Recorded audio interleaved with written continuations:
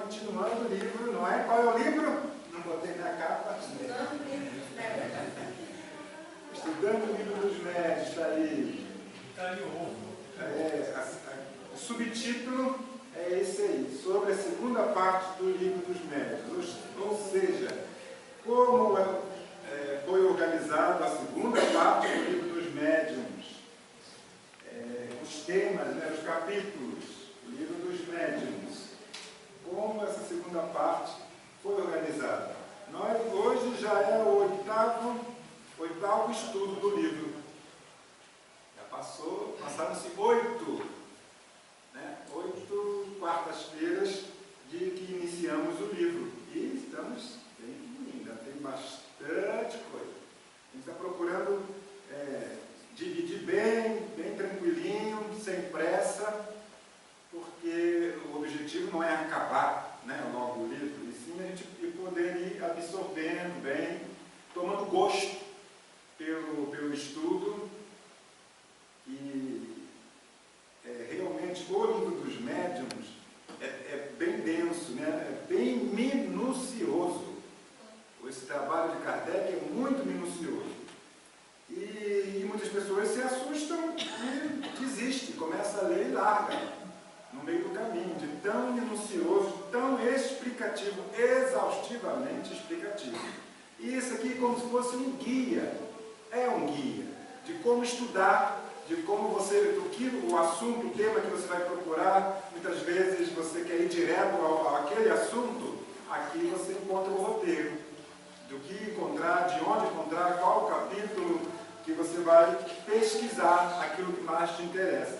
Mas sempre lembrando que é necessário estudar todo o livro, não é?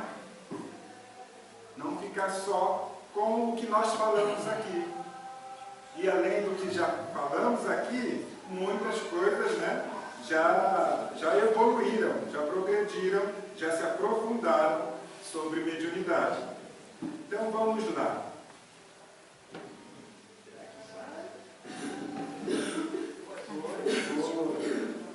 Então, ele explica. A segunda parte do livro dos médiuns composta de 32 capítulos. Essa segunda parte, hein? A primeira parte foram 8 dias, né, de estudo. Agora temos 32. Contém o segmento experimental. As pessoas, quando a gente ouve essa palavra, experimental, vem de experiência. Nós fazemos experiências na casa espírita. Botamos o espírito dentro do tubo de ensaio, o tubo de ensaio para proveta, para pipeta, pipetamos na proveta, perdemos naqueles tubos. Não é?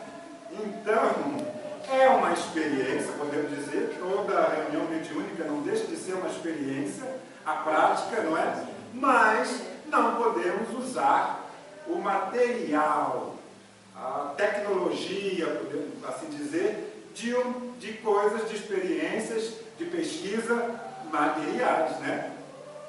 Tudo que a ciência materialista usa são aparelhos, né, para essas pesquisas. Mas quais são os nossos aparelhos? Meio enferrujados às vezes, meio destrambelhados, alguns mais aprumados, outros menos aprumados, e vão se aprumando, mas às vezes desapruma de novo. Os aparelhos são os médiums, não é? A aparelhagem mediúnica. André Luiz usa muito esse termo, aparelhagem mediúnica. E próprios, observei que própria em casas espiritualistas de Umbanda, aqueles espíritos que vinham com um pouco mais de entendimento, eles não falavam meu cavalo, eles falavam meu aparelho. Nunca tiveram essa experiência? Nunca ouviram isso? Não é? O meu aparelho. Esses são espíritos com um pouco mais de entendimento, um entendimento além. E já aprendendo, o espírito. A gente estuda no mundo espiritual também, né, minha filha? Fica lá à toa, não. Você sabia, não? Sabia que a gente estuda lá? Estuda e trabalha? Você não sabia disso? Você não sabia, está sabendo, né? Vai ter que estudar, vai ter que trabalhar. E eles estudam lá, trabalham, tem palestras, tem, né, de esclarecimento, e vai progredindo e evoluindo mesmo no mundo espiritual. Então, não estranha a palavra experimental, propriamente dito, do Espiritismo. Nela identificamos 4 núcleos específicos, cujas denominações e abrangências apresentamos. O livro, para facilitar, dividiu em 4 núcleos. O primeiro núcleo, os fenômenos e a teoria dos fenômenos. Toda ciência tem que ter uma teoria, não é? Parte, muitas vezes, da observação e experimentação, para daí sair o texto, a teoria, a hipótese, ou confirmar ou negar uma hipótese, mas tendo a experiência. Abrange os capítulos de 1 a 12, a começar pelo estudo da ação dos espíritos sobre a matéria e terminando com o estudo da psicografia. Esse, o primeiro núcleo, abrangendo lá 12 capítulos. Então, bastante coisa. A ação do espírito sobre a matéria, né? Coisa muito interessante que muitos acham que é impossível acontecer. Como é que o espírito pode atuar sobre a matéria? Além do próprio corpo, não é? Porque quem comanda o corpo é o espírito. Se não houver espírito, o corpo não é nada, né? Se torna uma matéria inerte, matéria morta.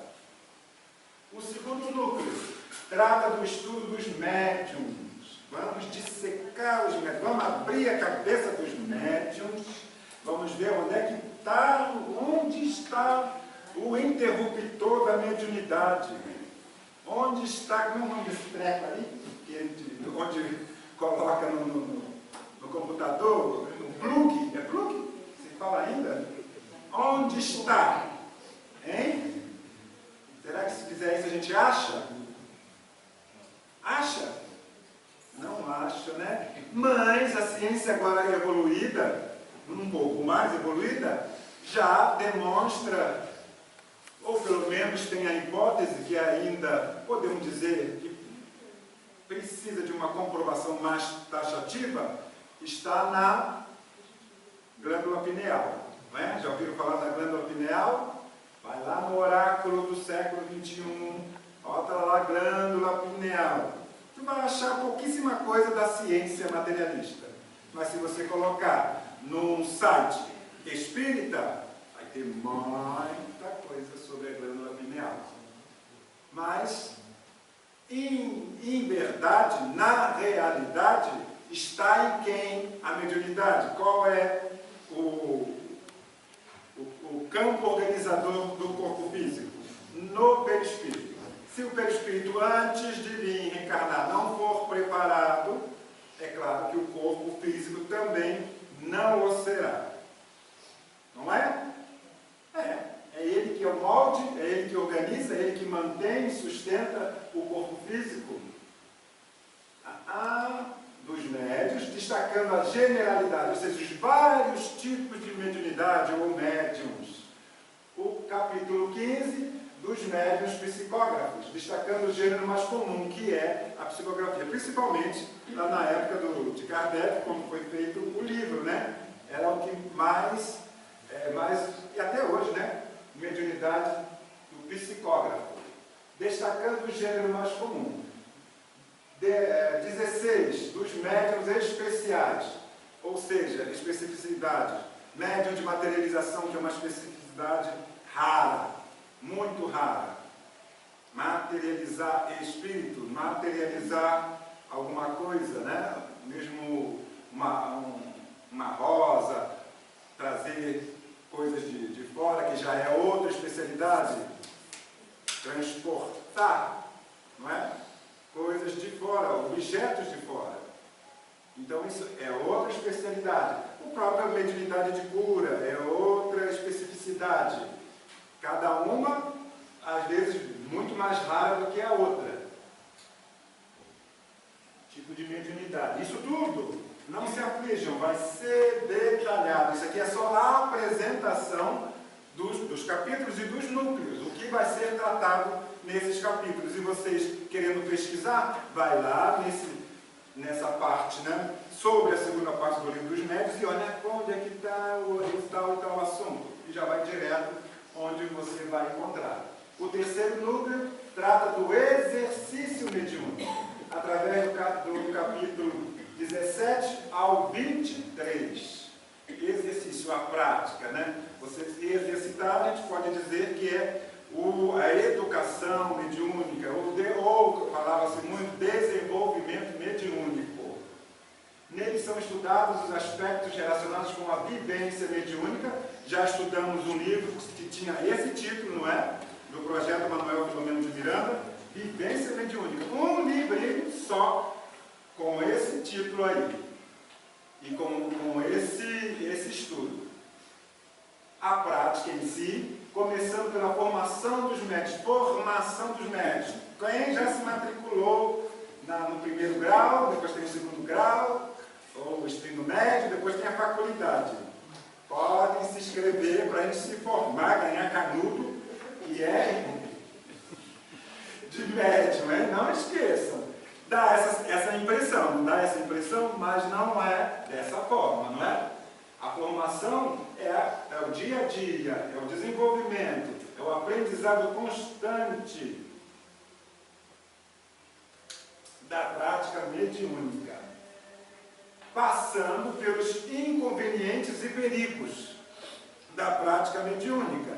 O que é ressaltado nesse capítulo é a prática mediúnica sem conhecimento, de forma leviana, né? De forma a não saber lidar com a situação em si, alcançando-se os fatores que influenciam o desempenho do médium, que pode influenciar o desempenho, uma comunicação mediúnica, né? Todos os fatores ele vai listar e explicar do que pode ajudar ou atrapalhar a comunicação mediúnica, apresentados em três importantes temas. Três temas.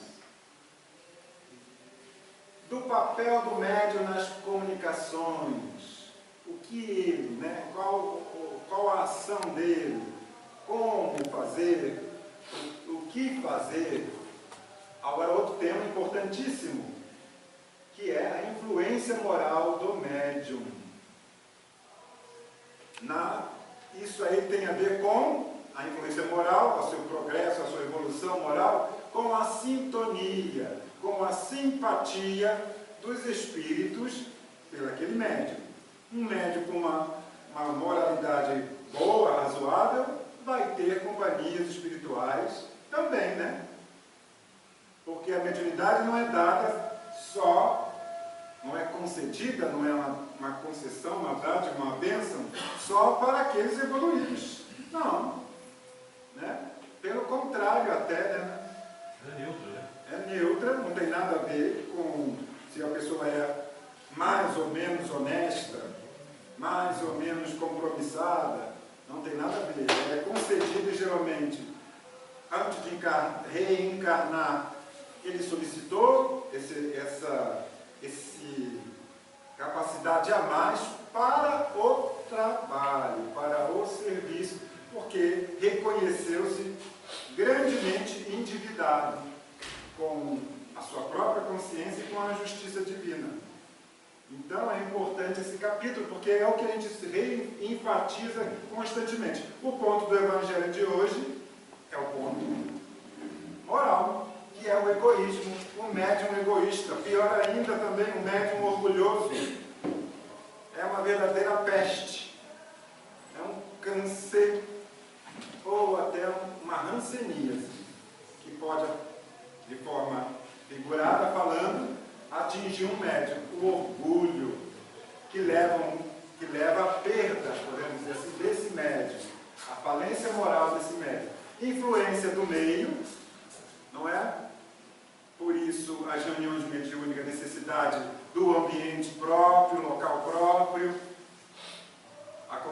os conselhos que são dados, como fazer, onde fazer a reunião mediúnica, até chegar, por fim, ao grande obstáculo à mediunidade nobre, exposto no capítulo da obsessão. Ele diz obstáculo, eu até acho que o maior obstáculo é realmente a moral do médium. O egoísmo, o orgulho ou vaidade. Eu acho esse o maior obstáculo. A obsessão vem de fora. É claro que o médium atrai também, com a sua moral. A moral é fundamental. Mas é tratável, não é? É tratável, às vezes longo. E quanto mais longo, às vezes, é esse tratamento, porque o médium é o que menos está colaborando no tratamento de si mesmo. Tenha certeza disso. Não é? Somos nós que nos curamos. A página, né, ali foi importante. O físico precisa de coisas mais físicas, né? Mas a parte mental, emocional, espiritual é o outro tratamento. E somos nós os principais responsáveis pelo nosso tratamento. E a obsessão, muito mais. A dificuldade maior com o médium ostensivo é que ele não é que ele seja mais influenciado, ele está mais exposto, mais aberto, mais sintonizado, seja lá a palavra que se use. Enquanto que uma pessoa que não tem uma mediunidade tão extensiva, parece que ele tem uma certa blindagem, podemos dizer assim. Um abafador nessa influência espiritual desses espíritos perseguidores, né? Sofredores. Então, dá a entender que é um obstáculo que até impediria o trabalho mediúnico. Mas depois no estudo vai ver que ele é tratável, e se tratando, muitas das vezes o médium que chega à casa espírita com uma obsessão muito grave, futuramente, varia, não se pode prever o tempo, pode vir a ser um grande médium, um grande trabalhador, com grande potencialidade. Quarto núcleo, e último, se eu não me engano, trata da análise da produção mediúnica. Foi o último livro? E tivemos análise de produção, não foi o último livro? O último livro. Qual o projeto? O projeto Manuel, pelo menos de Miranda, que nós acabamos de estudar. Foi o último livro antes desse, que falava esse núcleo aí. Um livro, novamente, do projeto Manuel Filomeno de Miranda, tratando só desse núcleo aí. Trata da análise da produção mediúnica, da qualidade da produção mediúnica. É isso mesmo, é qualidade, né? Prática mediúnica. Isso aí. Organização e direção de reuniões, abrangendo capítulos 24 ao 32, cobrindo grande leque de temas, como identidade dos espíritos. Como saber? Tem expressão digital? Tem impressão digital dos espíritos? Não, agora é moderno. A impressão digital era no nosso tempo. Agora é pela íris. A gente vai analisar a íris. Tem uma agora que é pelo bafo, né? Não, né? Nenhum desses. É tudo ainda material. Mesmo o bafo, que é só o ar, né? Não deixa de ser material. Não é. É pela análise mais complexa, né? Da comunicação, da linguagem, do comportamento do espírito e até às vezes uma assinatura que só é válida com outras coisas corroborando aquela assinatura, né? Que é verdadeira ou não. Tanto que a maioria dos espíritos mais evoluídos, mais elevados, geralmente nem colocam um nome, né? Um protetor, um amigo. Como às vezes a necessidade de marcar a presença e chamar a atenção, eles até assinam. Um médium seguro, um médium já conhecido não só na sua vida de trabalho, mas até na sua própria vida. Por exemplo, as mensagens que chegam por Divaldo de Bezerra de Menezes sempre assina, não é? Um médium de longa data de trabalho, com um espírito e pela mensagem de grande envergadura moral. Esse quarto núcleo, ele diz aqui, interessa sim aos médiuns sobre essa produção, organização, mas ele diz assim: e diremos que esse é o núcleo mais específico aos dirigentes espíritas, né? Dirigentes de centro espírita, dirigentes de reuniões mediúnicas. Mas, hoje, quem está como médium, amanhã poderá se tornar um dirigente. Muitas casas espíritas, principalmente as grandes, de tempos em tempos, grupos se subdividem e vão fundar outras casas, não é? Isso é muito comum. Então, ele, num bom momento, em vários momentos, ele foi um médium trabalhando, mas logo depois se tornou um dirigente, sendo um dos fundadores de uma nova casa espírita. Então, o tema, o assunto, não é só para os dirigentes. E para todos aqueles que têm a obrigação de orientar as equipes de trabalho, especialmente os médiuns, analisar a qualidade dos espíritos comunicantes e dos resultados obtidos, cuidar da organização dos grupos, dos métodos de trabalho e, por que não dizer, da ética de como devemos lidar com os espíritos. Tudo isso está nesse quarto núcleo do livro, do livro dos médiuns, né? E esse aqui vai agora, daqui para frente, esmiuçar mais cada um desses núcleos. Já começa já na próxima, um capítulo novo, Teoria dos Fenômenos Objetivos. Os fenômenos que nós vemos, como está lá, né? Sobre a teoria, como explicar esses fatos, de vermos, de presenciarmos a manifestação mediúnica. Então vai ser toda aquela teoria, eu não sei se eu dividi em dois, que tem capítulos que são grandes, que eu divido em dois estudantes diferentes, né, dependendo do tamanho do capítulo.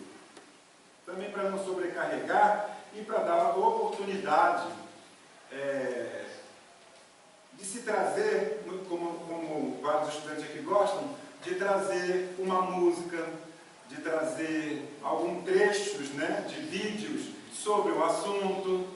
Então não fica com um tempo tão restrito, dando essa oportunidade que aqui o povo gosta de música, gosta de trazer vídeo, não é? E colocando assim essa subdivisão, dá tempo de fazerem perguntas, mas aqui não sei por que esse povo não pode perguntar, não é? Não é? Por que não gosta de perguntar? Que dúvidas sempre temos? Pode perguntar. Não perguntar não. Hoje não tem pergunta para fazer para vocês, porque não me perguntam, eu acabo perguntando, né?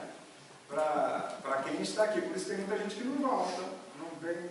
Eu encontrei com aquela menininha que estava aí, não sei que ela tinha vindo com vocês, que tinha medo. Daí eu encontrei com ela pensando, meu Deus, eu assustei ela. Você lembra que estava ali, que eu falava, estimulei, eu estava morrendo de medo, mas medo de quê, minha filha? Você, de mim? Não, eu não sei, mas não precisa ter medo. Não, mas eu ainda tenho medo. Aí você vai voltar? Não vou voltar não. Aí eu falei para ela, mas não sou eu sempre, minha filha. Você pode olhar lá no quadro, tem lá, quando você vê que sou eu, você não vai. Não é? Mas ela, não vou voltar não. Aí mas você vai procurar, você já frequenta outra religião. Ah, sim, já frequenta. Então, ótimo. Porque eu percebi que ela precisa de algo mais, né? A gente percebe. Às vezes assusto mesmo, mas eu sinto a necessidade às vezes, de chamar a atenção, de dar uma catucada em alguém que está aqui presente no dia. No dia do atendimento, sentou aqui na minha frente, e aquilo me catucando para eu falar com ela. Ela, às vezes, quando parecia que ia dormir, eu ia falar com ela. Aí eu falava com ela. Aí até que eu vi que ela foi uma suicida. Tinha tentado suicídio já mais de uma vez. Eu vi as marcas, né, dos cortes que ela fez e tudo. Não perguntei nada, só vi que as marcas. e ela estava aqui e parecia que, né, que não estavam querendo que ela estivesse aqui. Por isso que ela toda hora, né, e a gente falando, e o tema foi também o suicídio, por causa do mês, né, que estamos passando agora.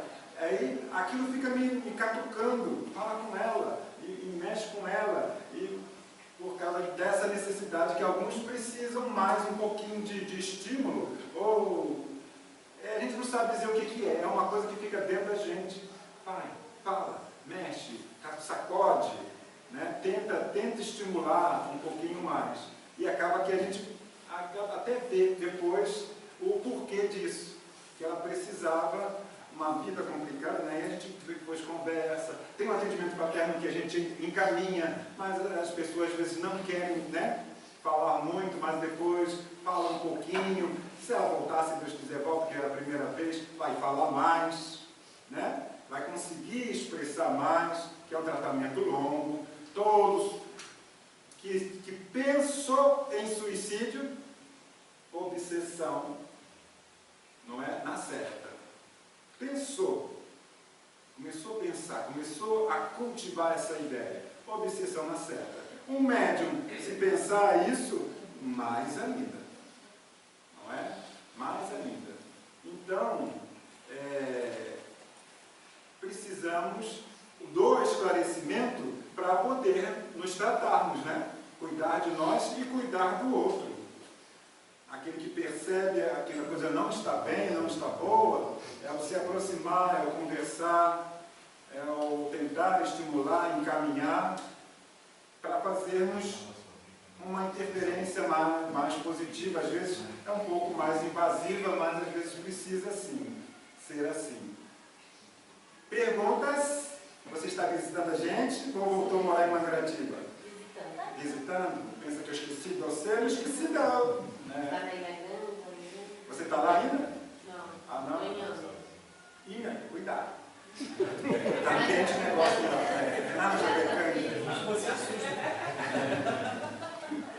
Não tem perguntas? Não? Então, obrigado. Até a próxima semana. O que você quer? Essa é sim.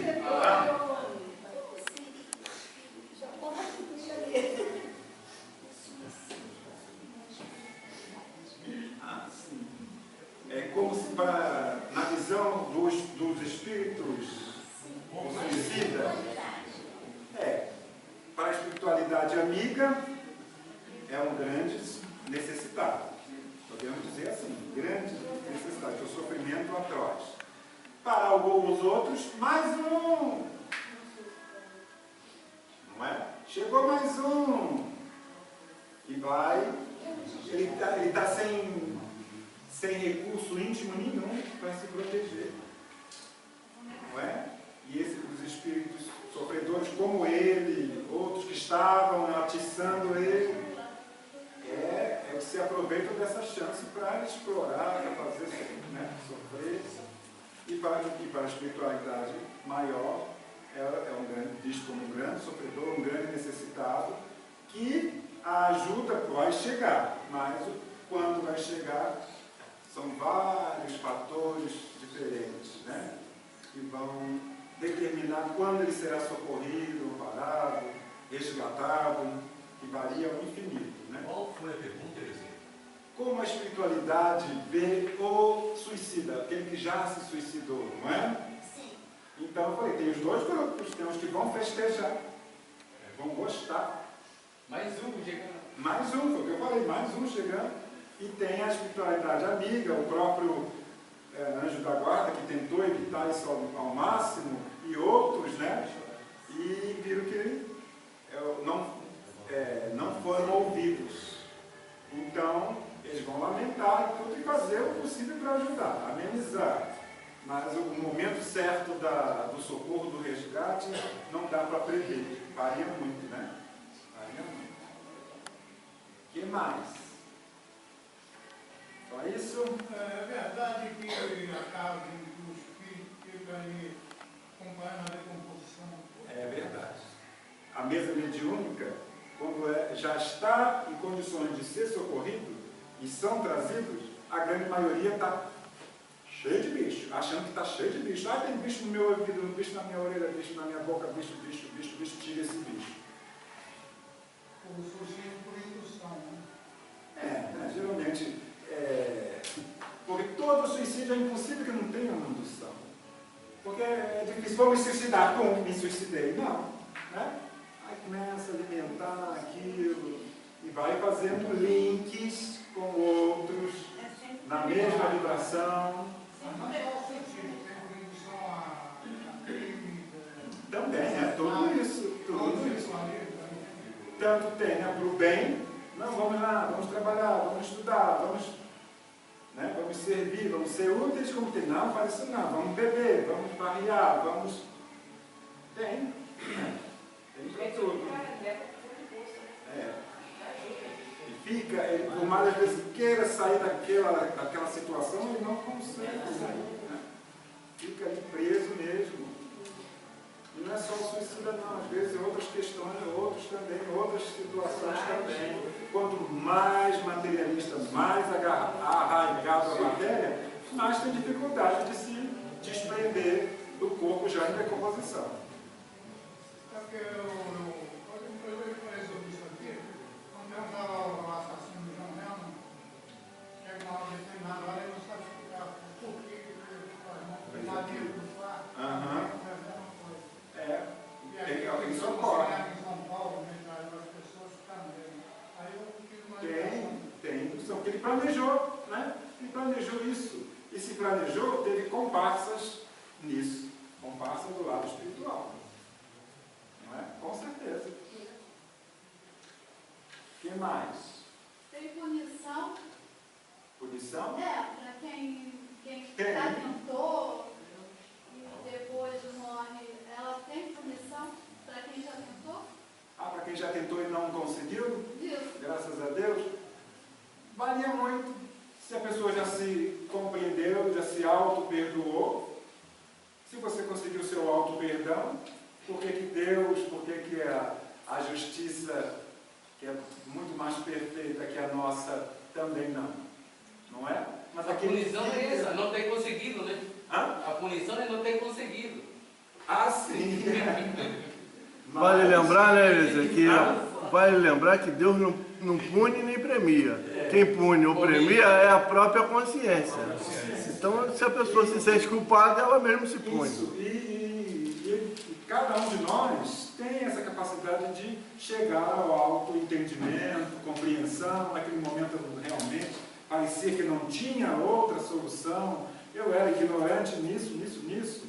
Mas agora, eu compreendi o que eu fiz, ou tentei me fazer, e não faço mais, não faria mais, e já me perdoei.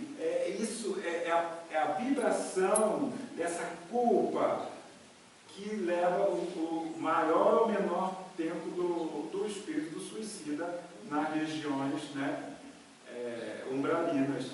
Ainda tem um aspecto interessante, ele dizer que o suicida verifica o próprio perispírito. Ainda que ele se auto-perdoe e encare suas encarnações, necessariamente, através da dor, da doença, da moléstia, da recomposição perispiritual, ele precisa passar por uma situação física, orgânica, material, para recompor o perispírito que verificou na encarnação anterior. Ou em outras encarnações. Veja bem. Ou seja, aquele que se enforca pode ter problema de respiração nervosa. Vai ter problema de garganta. Uma vez que se cure, vai ter problema automaticamente. Como é seu nome mesmo? Rafael. Mas você bota evangelista. Ele é o evangelista. Viu? Vocês estão... Quem é evangelista? Quem é evangelista? É ele, o Rafael. Rafael é evangelista. Na visão de nós que buscamos espiritualidade, como é que a gente pode ajudar uma pessoa que tem uma tendência suicida ou até mesmo uma pessoa que já tentou contra a própria vida? Oferecer mesmo a ajuda, o ombro, o ouvido, não é? A conversa, o entendimento, ter aquela empatia, orientar e encaminhar a tratamentos, todos precisam de tratamento. Oração ajuda, psicoterapia. Precisa, né? Uma oração ajuda? Muito, né? Muitas orações da chuva. muita. Com sentimento. O suicídio que atira na própria cabeça, que seria o centro nervoso, esse é a dificuldade. Por que nasce tanto, agora já nem tanto, crianças hidrocéfalas? Não é? Que só, às vezes só tem água. O cérebro só tem um pedacinho lá no tronco cerebral, mais um pouquinho, o resto é água. Estourou os miolos, provavelmente. Ô, doutor, Não é? o suicídio, ele pensa que acaba com o problema, né? Mas se a providência divina estipulou que aquele indivíduo tem que viver 60 anos e ele se suicida aos 20, ele vai passar 40 anos de confecção Na erraticidade. na erraticidade, até ele será. Toda aquela previsão de vida, né? E de até também, é que tem coisas que a gente não sabe tudo ainda, gente. Não sabemos tudo ainda. Porque tem a tal da energia vital, né, que você recebe a sua cota. E depois você se dá cabo da vida. E essa cota de energia vital vai ser vampirizada, não é? Os vampiros do mundo espiritual. E você precisa descarregar isso. E ainda por cima você contaminou ela, está altamente enfermiça. Não é? Então tem muita ciência atrás disso tudo. Muita coisa que a gente ainda desconhece. A vida da gente é uma caixa d'água e aos poucos você vai jogando essa caixa d'água fora quando está nervoso. E é uma forma de suicídio, quando se alimenta demais, Bebe demais, então, se irrita demais. Suicídio, né? Também, o suicídio é inconsciente, né? Quando a pessoa se mata dentro da casa, assim, aí os familiares vêm nessa casa, ninguém consegue comprar essa casa, ou quando compra, ninguém fica nessa casa. Ele pode, né, ficar preso ali, vai ao corpo, volta, as energias, as companhias espirituais, né? Aí tem que ter a oração. Tem um novo morador, evangelizar, oração. Que faz oração na casa não adianta, né? É um trabalho longo, né? Depende da fé. Depende da fé, é um trabalho longo, que é como existia antigamente. Benzer chegava, tinha no supermercado, benzer por quê, né? Aí chegava, tinha benzer uma casa, porque ele não conhecia a pessoa, não tinha envolvimento emocional nenhum. Aí se torna um ato muito maquinal. Os envolvidos na questão é que precisam fazer com sentimento, com fé em Deus, a prece, a oração, para que aquele ambiente se reharmonize, né? Entendeu? A oração dentro da nossa doutrina espiritual, até das outras religiões cristãs. Mas e esses muçulmanos que eles acreditam que estão indo para um paraíso cheio de Deus? Qual seria?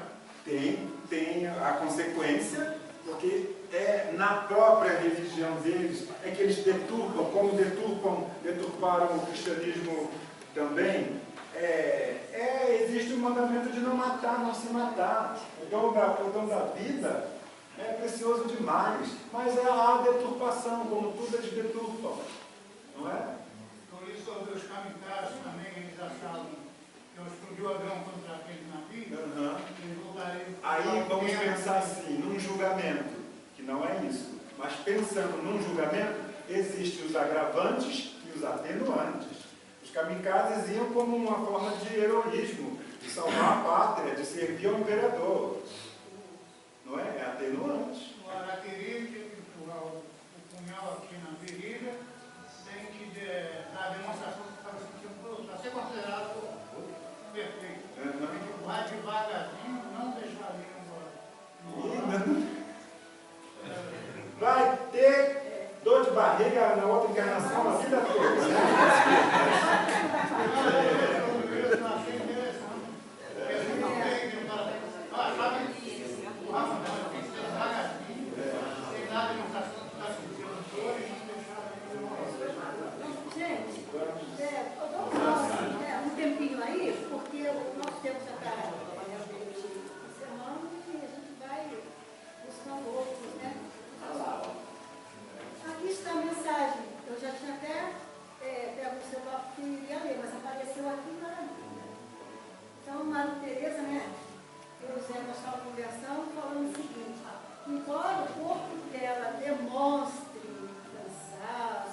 envelhecimento, mas o sorriso não.